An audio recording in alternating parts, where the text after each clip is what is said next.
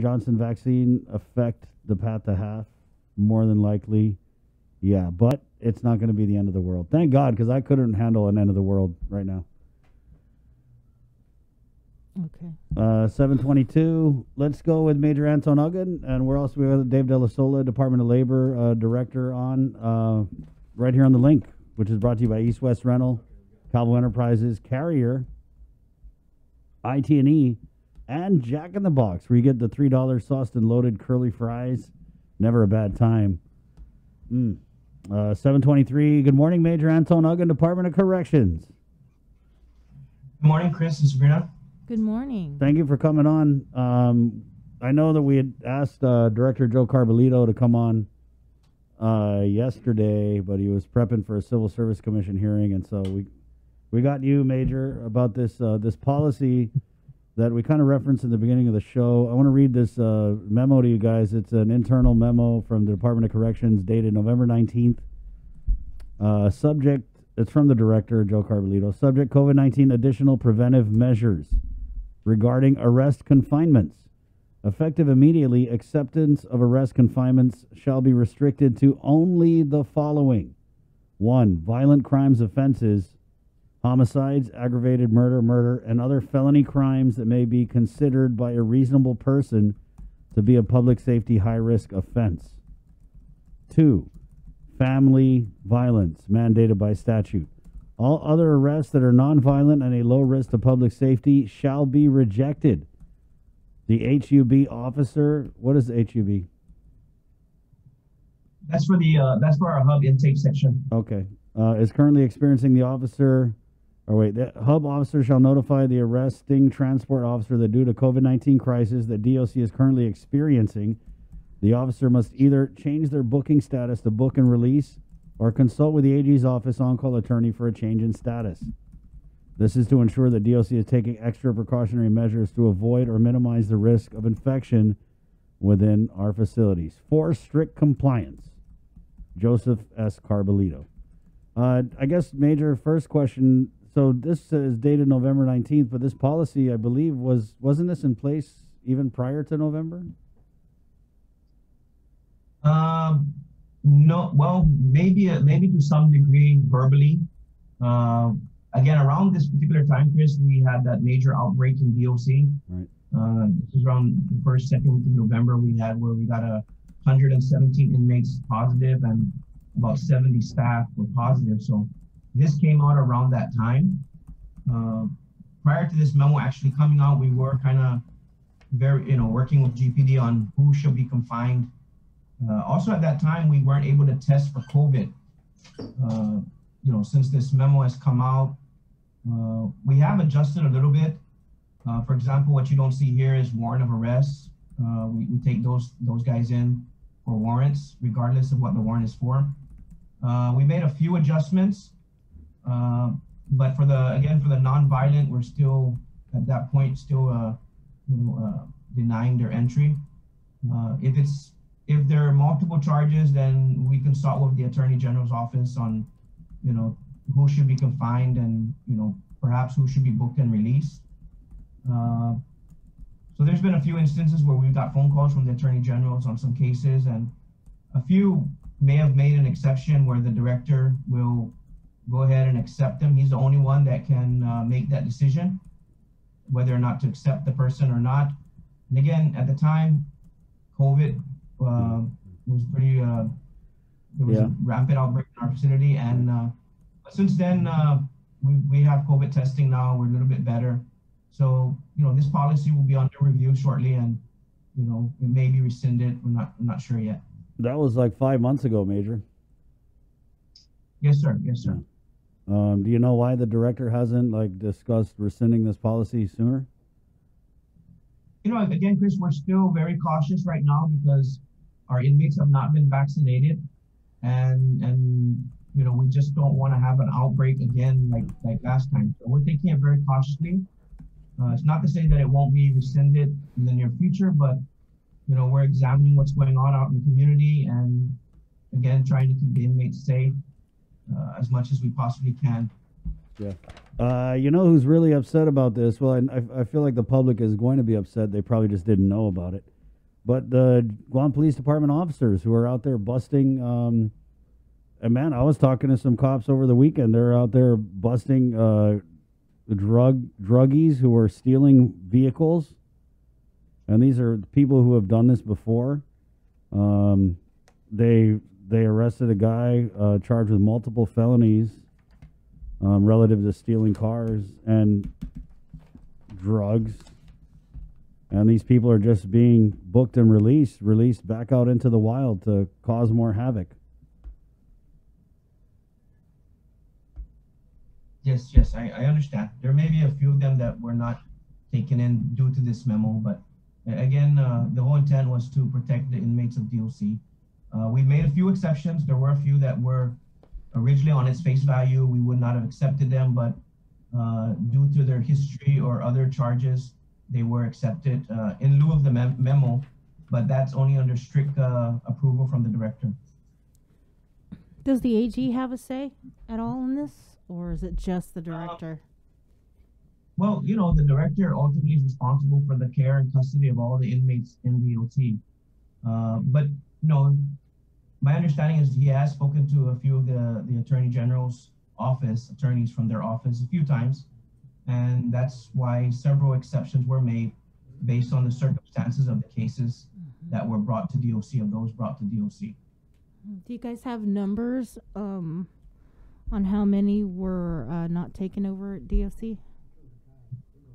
I don't have the exact numbers. I remember I probably received about 3 to 4 phone calls about this particular policy, but I don't have direct numbers of how many were actually refused entry. I mean, I could try to get those numbers, but I don't. I said I received about 4 phone calls as far as I can remember. So, like armed robbery, would you guys take them in, or would you refuse them? I think armed robbery would have been one of them to take in. Home invasion. Because it also says there, or other felony crime that may be considered by a reasonable person to be public safety high risk. Right, that's really open an interpretation though, Major, because one of my cop friends was telling me that they arrested a guy charged with theft of a motor vehicle, theft of service, theft of service, theft of service, theft of service, retail theft, confiscated contraband, possession of Schedule 2, fraudulent use of a license plate. This is one person, one arrest. Booked and released. So I don't know, I'm pretty reasonable. I think that, are you reasonable, Joe? Is it reasonable to for our men and women in blue to go out there and pound the pavement? And because it's crazy, it's a war out there. It is a freaking literal war with the drugs and the robbing and the stealing. And for these cops to go out there, put their lives on the line and get these guys who oftentimes, maybe today they're, fraudulent use of a license plate. Tomorrow it's home invasion. Because obviously they're all addicted to drugs and they're so desperate to get money, I'm pretty reasonable, I think. And I think it's reasonable to say that these people do pose a great public safety risk. And at the same time, I thought you guys were doing the rapid testing, so you would be able to know, if they had COVID or not. Yes, but at the time this memo was put out, Sabrina, DOC did not have the capability to do COVID testing. Right. I understand that, but I'm just saying, then why hasn't it been rescinded? Again, it's going to be reviewed by the director and the warden and the management team, and hopefully something will change shortly. Yeah. Again, we're just being very cautious right now because again, one wrong mistake and we're back to a breakout at DOC again. Yeah, but if we have the means to test the inmates and watch out and prevent the virus spread in that way, it just seems like, why should the public have to be, we're the ones who are, you guys are worried about catching COVID, we're worried about getting home invasion and our cars stolen, robbed, burgled out here. And when the cops are doing their job, it's just frustrating to hear from them that they go and they make the arrest, they got good cases, they send them over, and then boom, right back out on the street to do the same thing or worse. Yeah, I understand, Chris, but again, our director has been in communication with the top management of GPD. I mean, he is a GPD captain, and he has spoken to top management in GPD. So if these officers are, in fact, have issues, you know, bring it up to Major Chong and them, because they do speak with our director on a constant basis. Yeah. So I haven't heard anything. I have not spoken to any GPD officer particularly about this, or any GPD management. And I know, like I said, if there's any issues with us, our operations and GPD, they're very fast to call Mr. Carbolito and discuss it. And he's had numerous meetings with the chief about arrest procedures and policies. And so, again, it's something we'll bring it up back to the director, and he can discuss it with the chief on what's the best way to approach this, to just ensure the safety of everyone here at DOC and of course, the staff and inmates both. I'm done with this. Yeah. I did want to, did you have any more on No, that? good, yeah. So, have you guys started vaccinations up there yet? Well, our nurses were trained yesterday on how to administer the vaccine. The original plan was the Johnson & Johnson vaccine, but as you've seen as of yesterday, there's been a pause on that particular vaccine. Maybe we should give to the Johnson & Johnson to these people that are getting booked and released. Oh, huh? yeah. So I did speak to our nurse. I did speak to our nurse this morning, and we're gonna stand by and wait for the public health guidance on how to proceed. One of the reasons why Johnson & Johnson is only one shot, one vaccine, and logistically in the department, giving them a one-time shot is a lot more easier to accommodate than having to come back 21 days later or 28 days later. But again, our nurses are ready. We would just have to. We were going to start next week, but because of the pause in the Johnson & Johnson, we will hold off for now and wait for guidance from public health on how to proceed. But our goal is to vaccinate the inmates. Right. We did a survey, and I have 66% of the inmates, 66% of them out of the 559 that we surveyed, 66% want to take the vaccine. The other 34 at this point are not interested in the vaccine. So, we'll take it from there and see what happens in the next few weeks. All right. Thanks, Anton. Anything else, Major? No, nothing else. Everything else is great. Right on. Thanks for coming on. Again, we wanted the director since it's his policy, but he was like, no, I don't want none of that. I'm going to send Major Anton out there. So thanks, Major. I'm sure you could, and I know you said you haven't heard anything from GPD, but I mean, it's common sense, right? These guys are supposed to put away the bad guys, and that's not happening.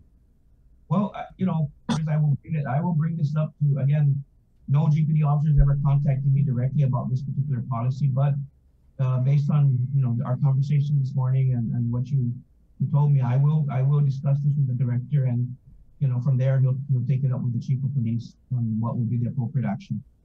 Thank you, Major. Thanks, because, people, like, if somebody burglarized my house and the person was, picked up, and then just to find out that he was released or she was released, I would be really scared at home. And we went through this back in the height of the pandemic. There was an apartment building where a bunch of people were throwing rocks to this apartment building complex, and they were booked and released, and we actually had the victim on, and they were pissed. They were, felt violated, hurt, scared. And then we got the AG on, and he was like, oh, you guys aren't a lawyer, you don't understand, and it was really bad, really bad. So I just don't want to go back to that dark place anymore.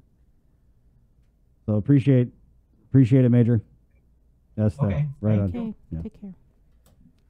Yeah, I'll just tell you guys, the cops are pissed. I mean, how pissed would you be if you're out there, again, guys are stealing like 2-3 cars and we're letting them walk? I mean, lock your vehicles, guys. Lock your doors. What's crazy is I always sleep with my door unlocked just because it's an old habit. Yeah, but my mom is back from Kansas, and she was just on my ass about, like, lock that door. So now every time I come home, I go, like, oh, God, door's locked. But safety first, guys. Really got to do what we got to do, because, hey, if I'm a criminal out here and I'm a robber, I'm a burglar, I'm a car thief, I'm a druggie jacker, and I hear this interview, I'm like, open season, let's go.